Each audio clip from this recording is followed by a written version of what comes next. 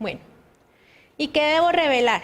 Pues las revelaciones de este riesgo no son otra cosa que la sensibilidad, como lo habíamos hablado. Entonces, ¿qué es lo ideal? Que tomemos todas esas partidas que tenemos expuestas en dólares o tasa de cambio y lo que hagamos es, ¿qué pasaría si? Entonces, hoy tengo digamos que fuese 31 de diciembre y la tasa cierra a 3.400. Entonces yo tengo que contar qué exposiciones estoy haciendo, si hice cobertura o no hice cobertura. ¿Y por qué voy a decir si sí hice o no hice? Porque hice un análisis de sensibilidad. Y si ese análisis de sensibilidad digo, hoy tengo mis partidas expuestas a una tasa de 3.400. ¿Y qué pasaría si esas 3.400 pasan a 3.450? Entonces vuelvo a hacer el cálculo con la nueva tasa y me dice, mira, el impacto definitivamente son 20 millones de pesos. Entonces ahí digo, por el impacto que tienen mis estados financieros, decido no cubrir. Mira, el impacto son 300 millones de pesos. Por ese impacto que sí es importante para mis estados financieros, decidí hacer este tipo de coberturas y contamos qué tenemos. Tenemos forwards, tenemos swaps, tenemos opciones, a qué tasa vencen y cuál es el valor nominal. No hay que contar nada más. No hay que decir con qué banco los tengo. En las obligaciones financieras sí es importante dar esa revelación, pero en los derivados no. Bueno, entonces existen dos tipos de análisis de sensibilidad. Uno que es el más sencillo que yo les decía, simplemente sumemos unos puntos a la tasa de interés o sumemos unos pesos a las tasas de cambio, que ese sería el análisis de sensibilidad básico. Y hay un análisis de valor en riesgo, Value at Risk, no sé si lo han escuchado, que este generalmente se usa para los portafolios de inversión o cuando realmente mi cartera o mis obligaciones financieras son tan importantes y tan sensibles que tengo que desarrollar un modelo estadístico con un modelo de Monte Carlo para poder ver esas probabilidades. Otra vez volvemos al tema de probabilidades, qué tanto si se mueve un punto o 10 pesos de la tasa de cambio afectaría a mis estados financieros. Bueno, en cuanto a qué más hablamos del riesgo de mercado, ¿cómo podemos mitigar ese riesgo de mercado adicional al tema de derivados? ¿Qué se les ocurre?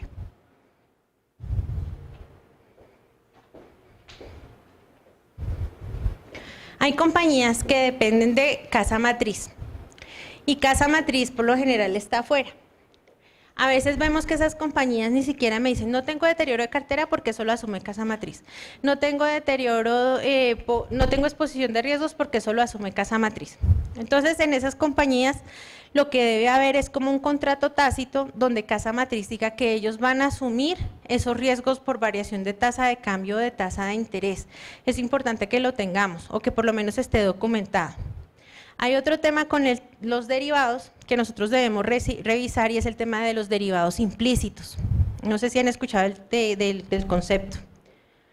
Entonces, ¿qué debemos hacer? Inicialmente como compañía debemos hacer un inventario de contratos, no solamente para el tema de derivados implícitos, sino porque necesitamos un inventario de contratos para evaluar si son onerosos, si tenemos arrendamientos. Entonces, a esos derivados implícitos tenemos que buscar si un contrato anfitrión, por ejemplo, nos están prestando un servicio de educación y ese contrato anfitrión puede tener alguna variable que tenga las características del derivado. ¿Cuáles son las características del derivado?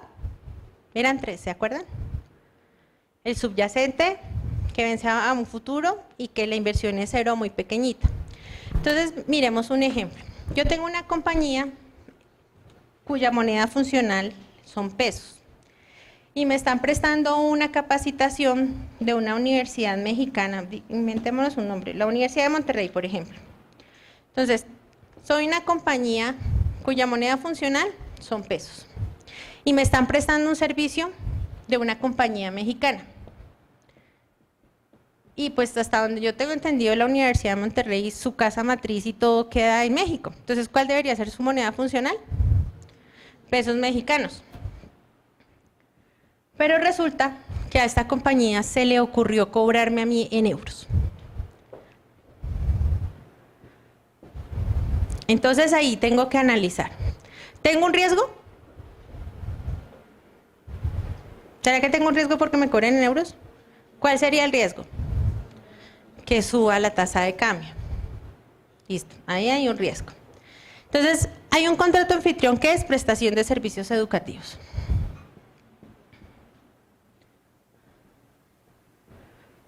Y esos contratos por lo general yo los vengo a cancelar cada vez que me pasan la factura. O sea, hicieron mi capacitación o están capacitándome a las personas por ciertos tiempos y cada vez que se cumple uno de los entregables me pasan mi factura.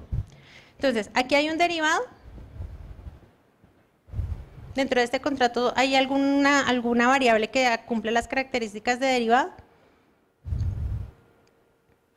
¿Hay un subyacente? ¿Cuál es el subyacente? Los euros. ¿Se cumple a futuro? Sí, cuando me pasen la factura. Y por lo general en estas no me dicen, si se lo pongo en euros, entonces le voy a cobrar. No.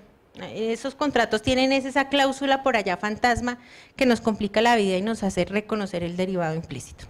Entonces, ¿qué tengo que hacer? Tengo que revisar las dos excepciones que tiene la norma. Y son las siguientes. La excepción 1 es que sea la moneda funcional de una de las partes. ¿En este caso se cumple? Listo. La excepción 2 es que sea el mercado en el que por lo general se negocian estos servicios. ¿Es el mercado? No.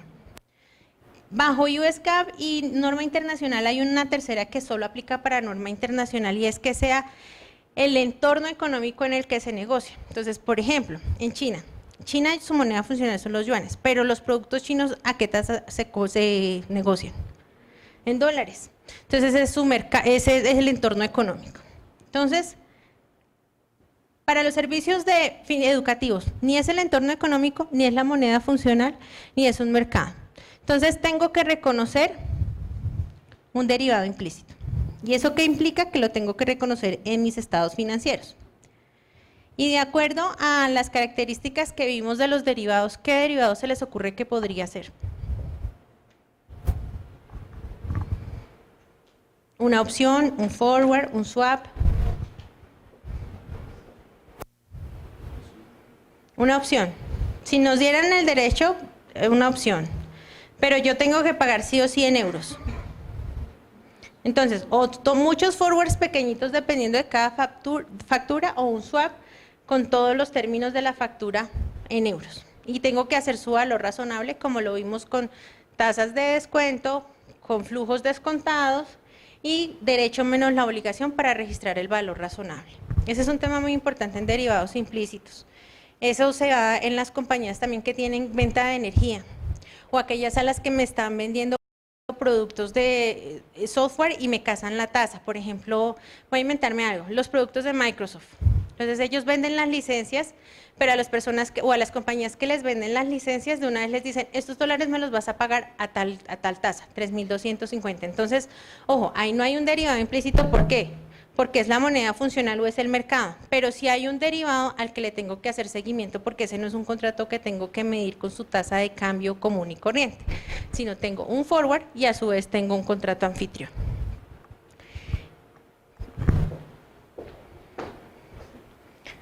Y ya el tema pues de liquidez, no vamos a entrar mucho en el tema de liquidez, pero es ese riesgo que tiene que ver con que yo no pueda cumplir con mis obligaciones para operar o para pagar las obligaciones que tengo como tal. Entonces, ¿qué debo revelar allí? Los vencimientos de los pasivos financieros, porque es muy importante esto.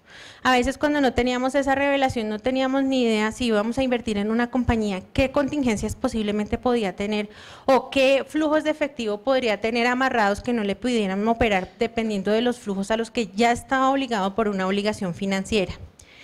Y tengo que contar cómo gestiono mi riesgo de liquidez. Entonces, ¿cómo lo gestiono? Es que vendo cartera y tengo por temas de factoring más fluidez en el efectivo.